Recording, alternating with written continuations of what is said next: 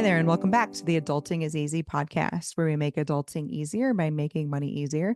This is your host, Lauren, and I'm joined today by Brad Baldridge, CFP, founder of Baldridge Wealth Management. He specializes in working with individuals and business owners to reach their personal and financial goals.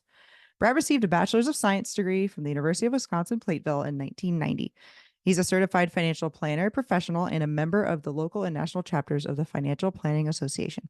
Brad is well known in his community, where he conducts many workshops on college funding planning and how it impacts retirement. He's a co-author of a book written to educate business owners on financial topics. His articles have also appeared in newsletters for local chambers of commerce and other business owner groups. Thanks for joining me, Brad. Hi, thanks for having me. Yeah, I'm excited to talk today. And our goal, as it always is on Adulting is Easy, is to make adulting easier for listeners by discussing a personal finance topic, since managing money is a huge part of adulting. So today, Brad, given your bio, we're going to talk kind of general financial planning. And why don't we start there? Like what financial planning is and maybe why it's important. Easiest way to explain it, I think, is it's just trying to figure out how to maximize what you get for your money, whatever that might mean. Some families have important goals. They want to educate their kids. They want to retire. They want to do different things with their money, have vacations, pay the bills.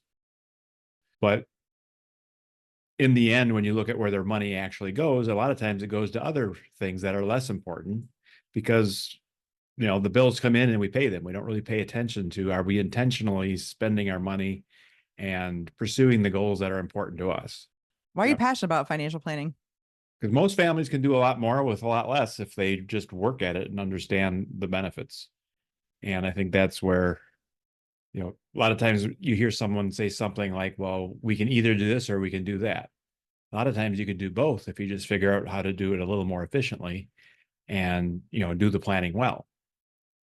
So we know that a lot of people in life, they want some of the same things. They want to buy their first home, maybe a second home, go on vacations, like you said. The really big ones, though, I would say, are planning for their kids' college and also retiring. Is that something that you're seeing in your practice?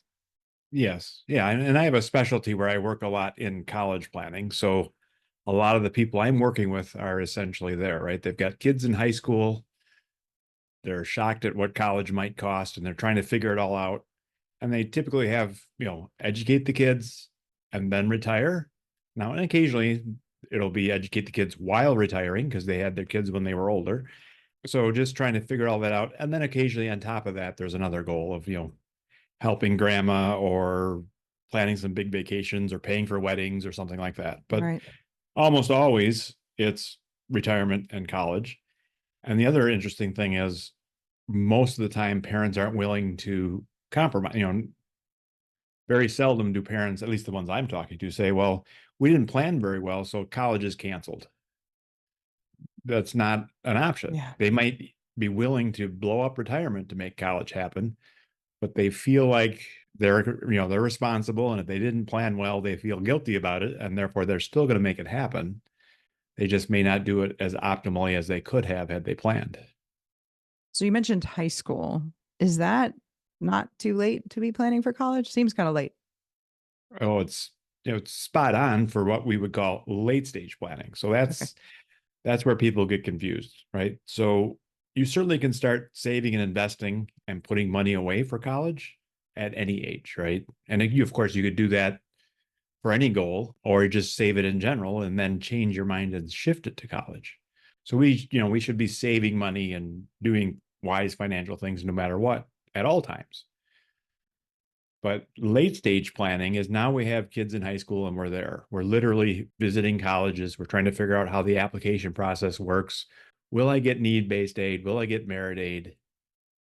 And most people don't really understand that process very well. Maybe the parents, went to college when they were young and have a degree of their own, but a lot has changed in the last 20 or 25 years. So what you experienced as a student is probably quite a bit different now than what it was. It certainly is a lot different than when I went to college. When I went to college, tuition was $1,800 for the year. Yeah. Exactly. Right. So it was extremely manageable. Even back then, I could work hard at a summer job and pay for college. doesn't work that way anymore, where Yeah. the student can just earn enough to cover college. The average school now is about 28,000, average state school, and the average private school is about 60,000. Now those are big scary numbers, but that does include, tuition, room and board, books, fees, beer and pizza. It's the whole cost of a typical student for a typical year.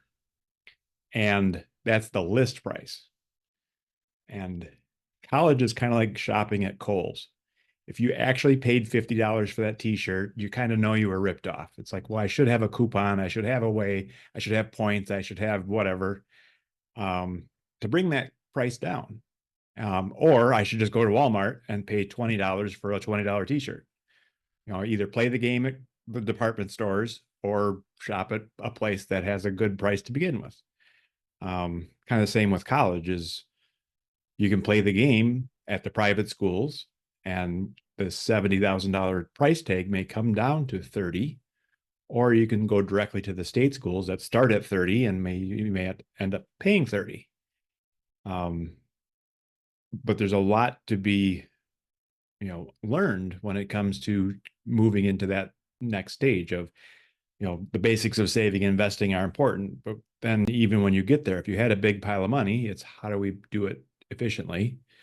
And if you don't have a big pile, and most people haven't saved enough because it's a big number these days, or at least they believe that, right? Because they see the prices and maybe they don't realize that there's some scholarships and other ways to get discounts. So kind of working out that process of, what schools should we consider? There's a lot of myths out there about what you can and can't afford. And of course, on the flip side, while it's daunting, most families come out the other end and the students actually do go to college. Because if you look at a typical college campus, they're full of students. So everybody figures it out. But my caution is I think there's a lot of people there that didn't figure it out very well, and they're paying a lot more than they should. Yeah. So doing some math here, if someone has kids, say in their 20s, they're in their 40s as their kids is in high school and then going to college. That's probably also a time where I think people are really, they've been in the workforce for a couple of decades. They know they're 1 or 2 decades or whatever away from retirement. So I would think that there is a rub there between what should I be focused on and can I only focus on one of these things, paying for my kids' college or funding my own retirement? Right. Yeah, and I think that's the challenge is it's kind of, when you mentioned adulting, this is a key time where adulting is important, where it's okay, instead of just doing what I want, now it's maybe time to figure out, can I do what I want and make it all come together? I had a dad a few years ago. He had 4 kids, and his oldest was accepted at the Tisch Performing Arts Center, which is at NYU. It's their performing group there, and it's a very prestigious and right there by Broadway. So it's a great fit for his daughter, who is, talented singer and dancer, and he really wanted to send her. But NYU is a $75,000 school at the time, and she got, she did great. She got quite a lot of scholarships. So the net cost was 35,000. So when we started working together, we started looking at that and going, all right, well, 35,000 times 4 years is 140,000 times 4 kids is, well, that's a big number. So, can I afford to do that? Should I afford to do that? And of course, as most people, as we just mentioned, most people are concerned about retirement, and he was. And he had a decent income.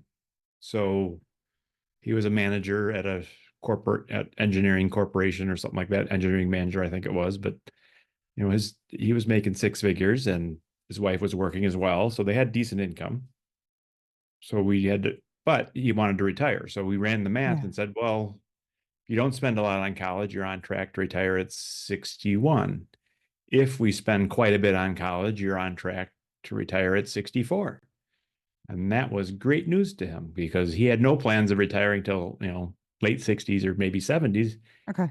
He was not, he enjoyed what he was doing. He wasn't not really in a hurry to retire. That's a key So, point about retirement planning too, or just financial planning in general. is I think a lot of people think they're going to get bad news when they go into it, where they just like intuitively have some feeling that it's not going well or they don't make enough to save and invest or whatever they have. And sometimes, if you budget, you save and you invest and you create a plan, it actually ends up better than you think it's going to. You're like, oh, I actually, and then you feel like you have permission to do these things, right? Right. Absolutely. And that's exactly what, why he was happy. He's like, okay, I have permission to help out his daughter and, agree that she could go to NYU and enjoy that opportunity. Now, and again, the next child didn't spend as much money either. So Yeah. he was, prepared to pay similar amounts, but the next Yeah. student went to a state school and that was a good fit for him and they were perfectly happy. So again, and that's really part of the planning around, well, how are we fair if we have multiple kids and how do we Yeah. make this all fit together? And, so once we worked that out and then we, again, worked on scholarships and worked on other ways to bring the cost down and then understood the various loan programs and need-based aid and, you know, putting all the puzzle pieces together, we were able to save quite a bit of money and it all worked out. But occasionally we get in that situation where we do the math and it's like, well, we need 1,000 a month for retirement to make that work, more than what we're doing already. And we also need 1,000 a month to help figure out college. And usually it's not nice round numbers like that, but Sure. Yeah. that's a hypothetical example. And then the family looks at me and says, but we really only have 750 a month that we feel like we have extra.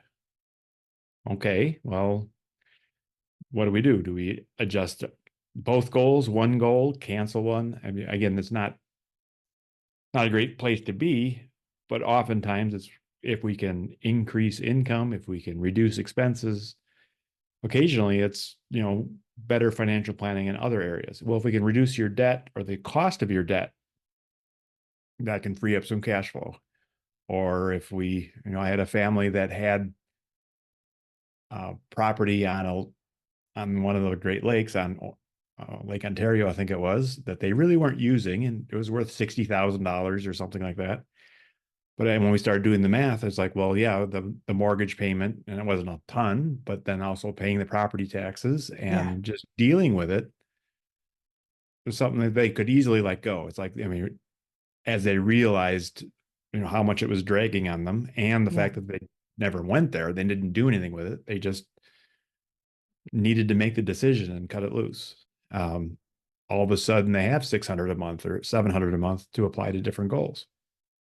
I've seen a lot of examples, and I'm not a parent. I have parents. I'm not a parent, but Mm-hmm. the selflessness that goes with being a parent, and by the time you're a parent and your kids are in their teens, you've been doing this parenting thing for a long time. You've been putting yourself second or third or fourth, or in this guy's case, fifth if you've got four kids, or if your spouse is, but you're like sixth in your own life, right?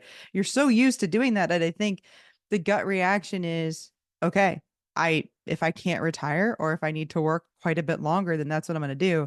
And that's the thing that scares me a little bit, as I think some people, I don't know if they're cashing out 401ks to fund college or what they're doing, but there are some dicey situations that I'm seeing where people are having to choose between retirement and planning for college, and they're choosing college. And that I think is something that people need to understand just how detrimental that is. Your kids can get scholarships, do the state school thing, take out loans if they need to, I guess. But you can't do those same things for retirement, really. Right. Yeah, exactly. And I think that's, when you're working with a financial advisor, a lot of financial advisors say something to that effect, right? Well, you can borrow for college, but you can't borrow for retirement. And while that's true, the reality is that doesn't ring very well with a typical parent. They're Yeah. like, yeah, we can, but the reality of it is the student can't borrow either. It's the parents that are borrowing. So if they're saying you can borrow for college, well, yeah, but it's going to be the parent borrowing most of that money. A student can borrow some, but a parent will have to sign or co-sign most of the loans. Right. Um, so that doesn't get you very far, unfortunately, in some instances. But I think that's, again, a typical two teachers that are now 20 years into their career, they're if they earn 75,000 each, or they're earning 150,000, which is 10,000 a month. And then when they say our number one goal is retirement and our number two goal is college, and it's going to cost, 1,000 for each, let's say, they still have a lot of money left over. The problem is most families have learned how to spend whatever they earn. Yeah. And now the fact that college wasn't part of that is painful. It's not that they can't afford it; it's that they've committed to a lot of other things that make they remodeled the house, or they bought a bigger house, or they bought the lake property, or they bought the fourth car for the kids, and now all of a sudden they're realizing that things are tight and they need to readjust. But just like when we get raises and promotions and that kind of thing, if we remember to focus on college as well, because it is in a lot of situations something we intend to do, but it's always easy to procrastinate on it and deal with it some other time. And 18 years goes really fast for the typical family. Absolutely. And something else that I think people procrastinate on or maybe avoid in general is the estate planning side of things as well. I think Mm-hmm. retirement is like a huge goal we all have to some extent. Maybe we don't really know what that means, or we don't ever really, or we just go through life and we put that off, but we're like, at that we kind of get. But when it comes to estate planning, I feel like a lot of people aren't thinking that far ahead. And also like it's a pretty morbid thing to have to deal with. Right. Absolutely. And I think there's kind of two pieces of that puzzle. A typical parent that has kids that are, approaching college or in college, or in their 40s or 50s, which means that a lot of times their parents are 70s and 80s. Yeah. So they're dealing with, the three generation squeeze is a common topic as well, where we're trying to figure all this out for our kids while dealing with parents that are needing more and more help. And so estate planning both for the parents and for the grandparents. You kind of keep it on the Right. same level here, right? So, and I see a lot of mistakes that happen where either the parents or the grandparent, I've had parents pass away while the college process is going on, and that Oh, certainly blows things up. In one situation, we had substantial life insurance, so it didn't derail college, which was, the purpose of life insurance. right.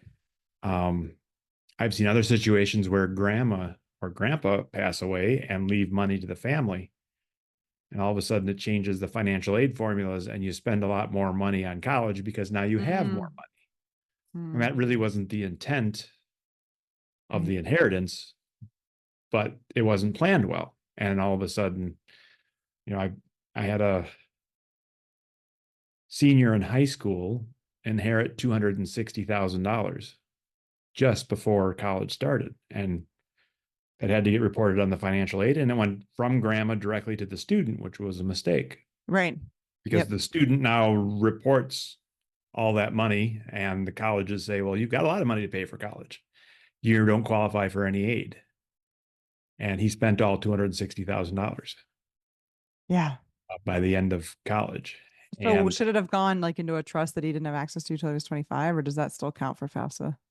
trust is not a way to avoid. It should have just gone to mom and should have been mom's money, because if it's in the student's name, they hit it pretty hard, because Right. Right. why else, again, you've got money, why not spend it on your education? If it's in mom's name in this situation, it would have been still assessed, and it would have, reduced the aid they received, but not by as much. So there probably would have been 100 to 150,000 left over. So that one decision about let's leave it to the grandson instead of mom was about $100,000 mistake. And I think that's the challenge with college planning, is there's lots of strategies and tactics, right? If you do this, you'll get a little more financial aid. If you do this, you could win this scholarship. If you pick this school, it costs less than that school. If you pick this school, you get a scholarship though. So now is it really less? Right. But is that real? And so the whole process of need-based aid and merit aid and all of that is a big learning curve. And there's lots of tactics, but the tactics that your brother-in-law uses is probably not the same ones that are going to work for you.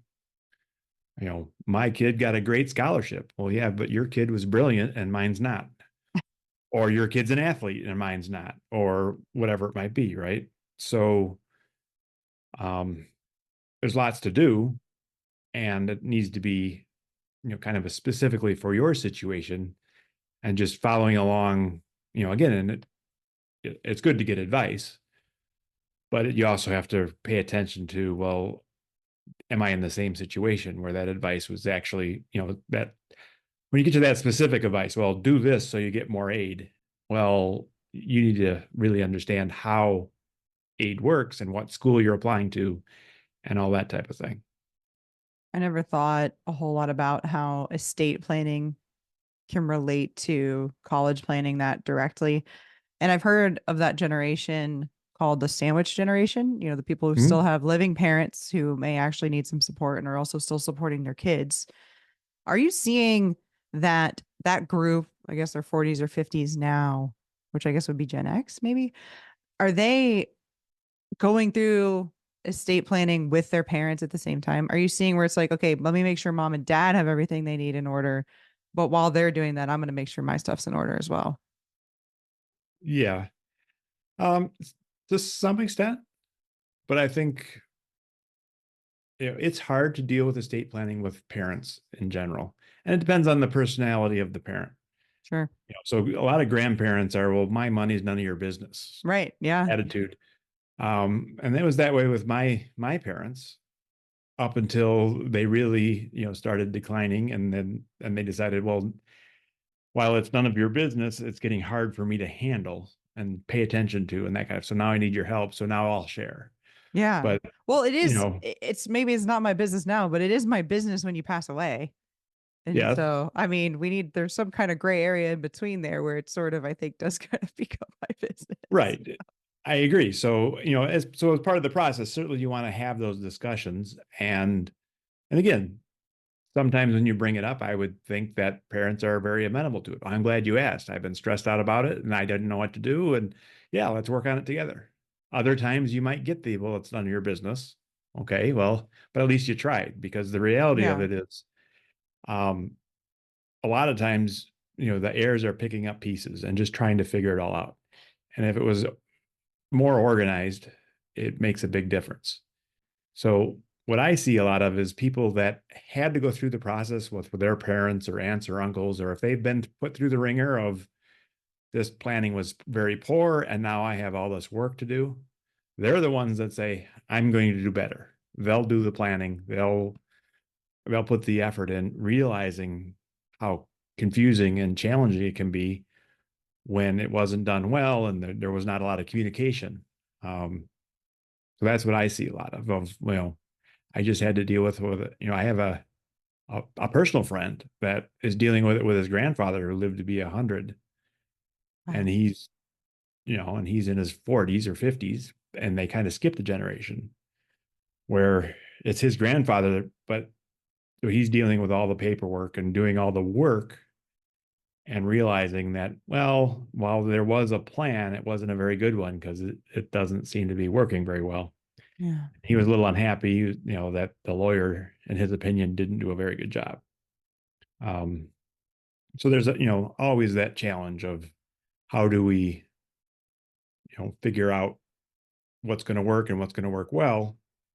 And, there's for most situations, there's a lot more planning that could and should be done than what most people do. You know, the average person's not much of a planner. They're not much of a, you know, let's think this through and work out. Nobody likes to budget. Nobody likes to talk about what happens if they're gone or disabled. Nobody likes to do those things. So in a lot of cases, it just doesn't get done. Yeah. Um, but if you can at least put some stopgap in of maybe it's not perfect, but it's better than nothing, that I think is also important. So most of the people that listen to this podcast are, it's kind of a bell curve and it's like mostly 25 to 40. What should Hmm. that group be thinking about right now? Right. So certainly on the college front is, if you have children, what is your thoughts on what your commitment is. And I've talked to a lot of parents. So a lot of times parents don't agree and they're still With not each agreeing other. with each Yeah. other. Exactly. And they're still not agreeing and they have a 17-year-old. And it's really time to figure it out. Well, I I've could had see one parents. person being like, I got my loans and did it my own way. And the other one's like, but we should give Jimmy a leg up or whatever. I could totally see that happening. Yes, absolutely. So parents will say a lot of times parents will say, college was a struggle for me. I had to take on loans. I had to work two jobs, I learned a lot. you know, and some will say, and that was good for me. And that's what's going to happen with my kids is they're just going to have to tough it out, which Mhm. again isn't fair because the game has changed. It's changed a lot. Or they'll say, I worked really hard and it was so stressful. I want to Yeah. avoid that for my Yeah. kids. So Yeah. a lot of parents had tough times around college, and sometimes they say, and it made me grow up, and it was good for me. Sometimes they say, and that wasn't good, and I don't want to do that for my kids. So often we'll have spouses where one will say we're paying for everything, like my parents paid for everything for me, and the other parent is saying, no, we got to make this reasonable, and they don't want to pay for it all because they see the big numbers. Um, and they just that's as far as they get. Well, eventually you've got to get to the next step of, okay, well, now it's go time. Are you going to do it or are you not going to do it? So at the So very one, least, even if you're not ready, maybe you don't think you're ready to start budgeting and saving now, you at least need to have a conversation with your significant other about your children or your co-parent, I guess if you're divorced. You guys at least need to have a conversation about what the plan is. I mean, that's right, like bare minimum what you got to do.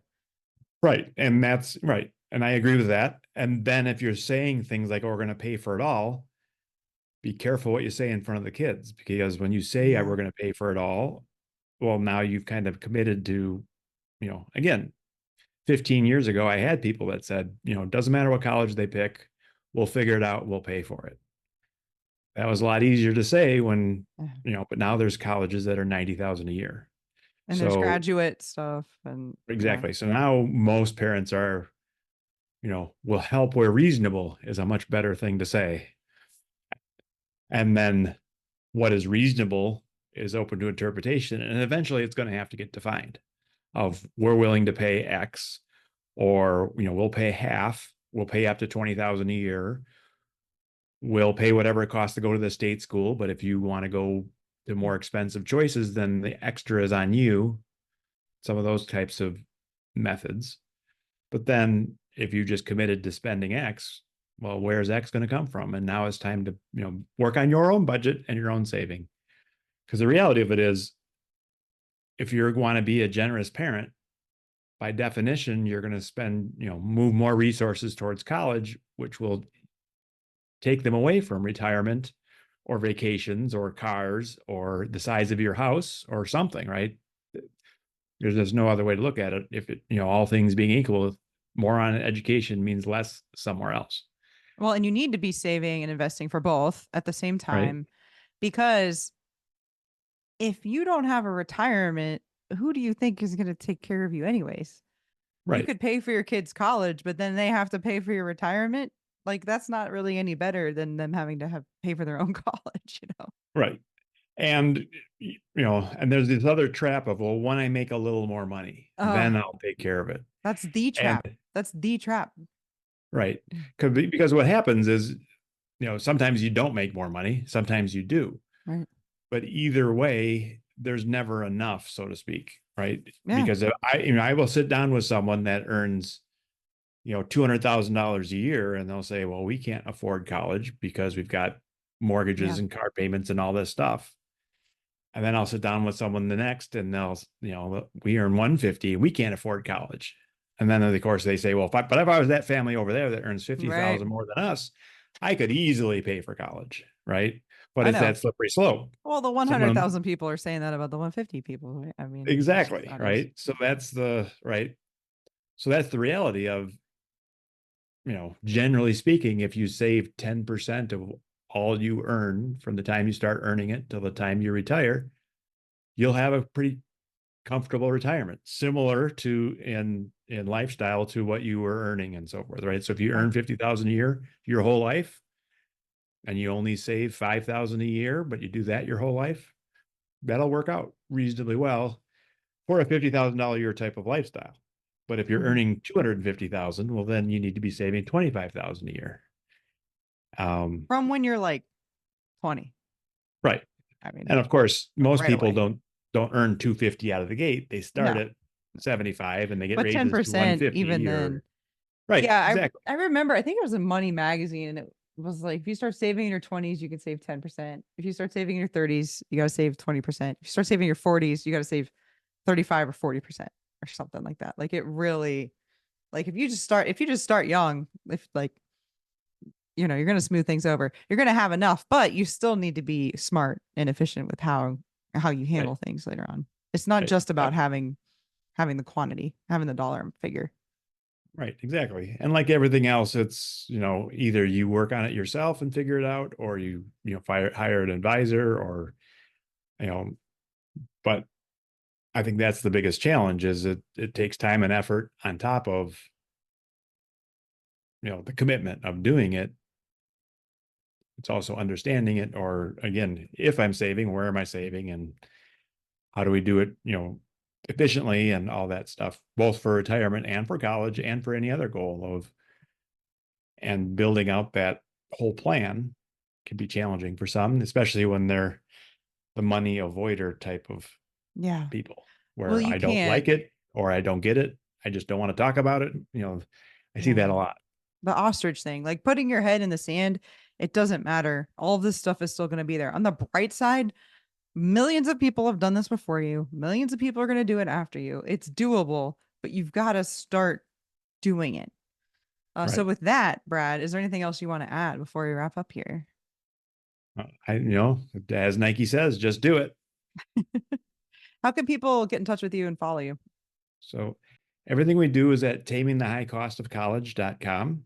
So we've got a newsletter and a podcast and free resources for people that are trying to, look up the cost of college or understand need-based aid or merit aid.